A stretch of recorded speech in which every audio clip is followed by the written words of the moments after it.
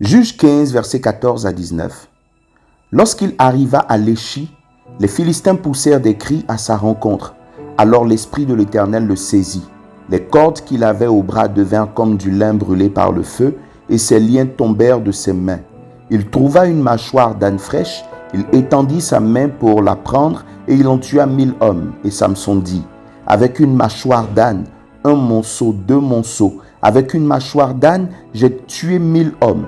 Quand il eut achevé de parler, il jeta de sa main la mâchoire, et l'on appela ce lieu Ramath-Léchi. Pressé par la soif, il invoqua l'Éternel et dit, « C'est toi qui as permis par la main de ton serviteur cette grande délivrance. Et maintenant, mourrai-je de soif et tomberai-je entre les mains des incirconcis ?» Dieu fendit la cavité du rocher qui est à Léchi, et il en sortit de l'eau. Samson but, son esprit se ranima et il reprit vie. C'est de là qu'on a appelé cette source En-Hakkore. Elle existe encore aujourd'hui à Léchi. Éphésiens 2, verset 10. Car nous sommes son ouvrage, ayant été créés en Jésus-Christ pour de bonnes œuvres que Dieu a préparées d'avance afin que nous les pratiquions. 1 Corinthiens 15, verset 10. Par la grâce de Dieu, je suis ce que je suis, et sa grâce envers moi n'a pas été vaine. Loin de là, j'ai travaillé plus que tous, non pas moi toutefois, mais la grâce de Dieu qui est avec moi. Thème: à qui donnes-tu la gloire? Petit à petit, nous allons allègrement vers la fin de cette série au cours de laquelle j'ai été conduit à partager avec vous la pensée que Dieu me mettait à cœur concernant l'humilité et l'orgueil. Je crois sincèrement pour ma part que la grâce de Dieu peut être abondamment reçue, qu'elle peut s'accroître dans la vie d'une personne quand celle-ci sait faire preuve d'humilité et ainsi toucher à de nombreux domaines de sa vie. En effet, la grâce de Dieu dans sa manifestation physique peut se traduire par l'abondance de biens matériels, une santé de fer ou de très bonnes opportunités.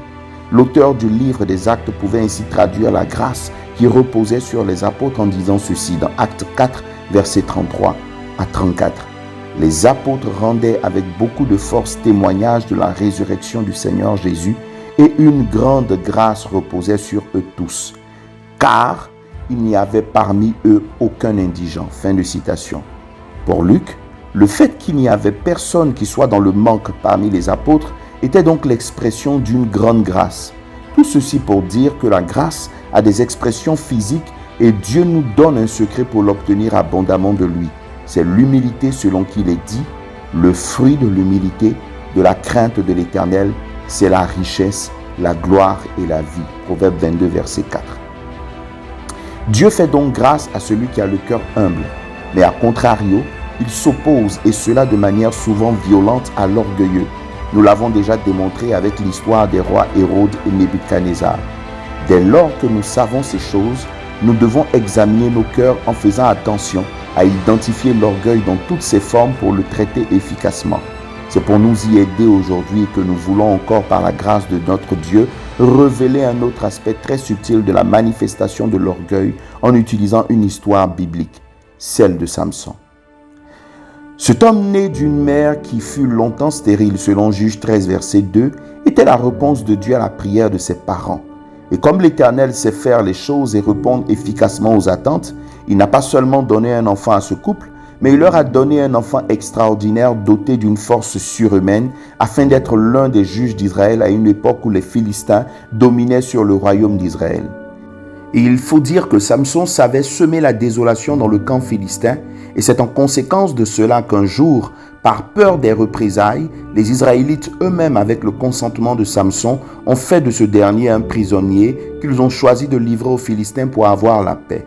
Samson, conscient de sa force, au moment où il fut livré, a coupé ses liens et ce jour-là, il a tué 1000 Philistins, excusez du peu, avec une mâchoire d'âne qu'il avait trouvée à portée de main.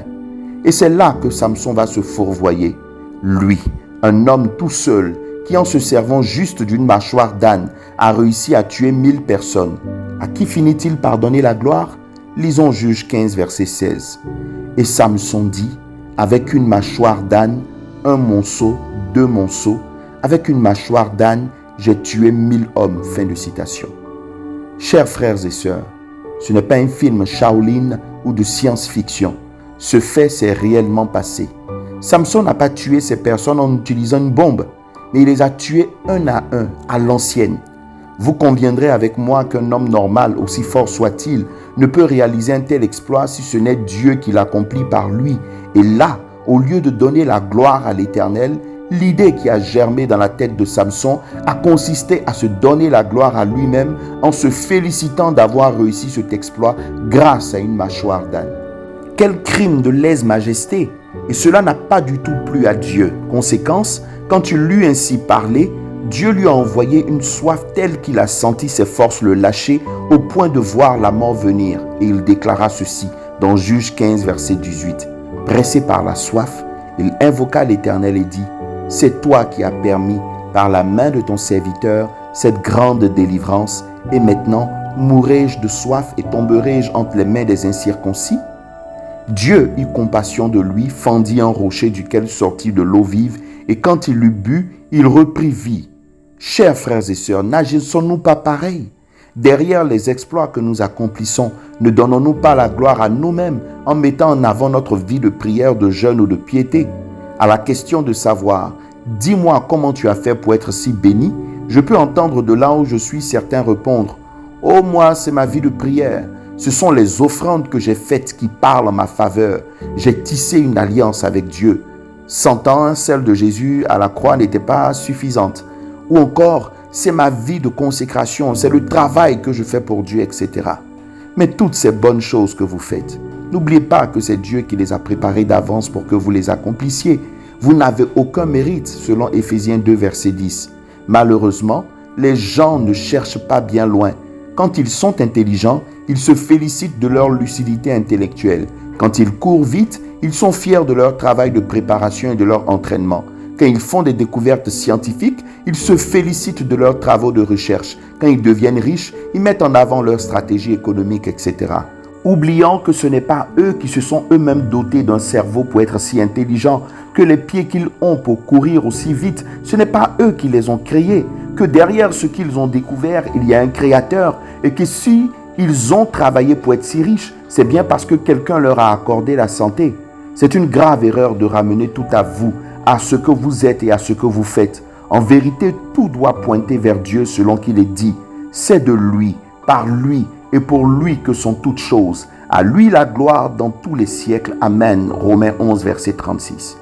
Paul, conscient de ce fait, mettait un point d'honneur à donner la gloire à la grâce de Dieu lorsqu'il prenait conscience du fait que son travail d'apôtre était plus grand que celui des autres. Il ne s'en félicitait pas, mais au contraire, il donnait toute la gloire à Dieu. Ailleurs, il dira ceci dans Philippiens 4, verset 13, « Je puis tout par celui qui me fortifie. » Voilà ce qui devrait être l'attitude de celui qui reconnaît de qui lui viennent toutes les capacités qu'il a et par qui il accomplit tous les exploits qu'il fait. Il ne se donne pas la gloire en mettant en avant la mâchoire d'âne, mais il la donne à Dieu et à lui seul. Car une telle attitude de défiance et de vol de la gloire de Dieu, parce que c'est bien de cela qu'il s'agit, ne peut rester sans conséquence. Une simple soif qu'il permet peut te tuer si tu ne te répands pas de ton orgueil. Je t'invite donc à une introspection. En toute honnêteté et dans le fond de ton cœur, quand tu prends conscience des exploits que tu réalises, à qui donnes-tu la gloire? Que Dieu nous aide tous, fraternellement. Frère Will.